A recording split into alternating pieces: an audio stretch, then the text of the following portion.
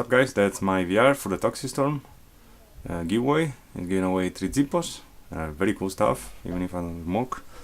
I do like them, and plus it's a very useful item, collectible too, and nice to see.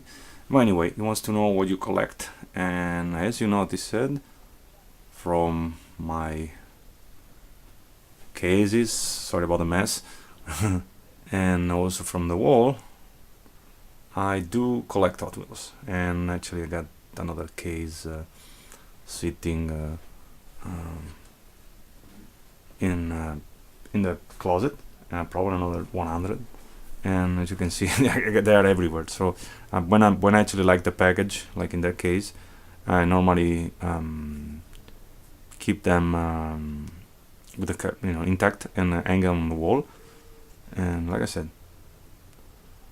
I guess mainly what I'm collecting about. Okay.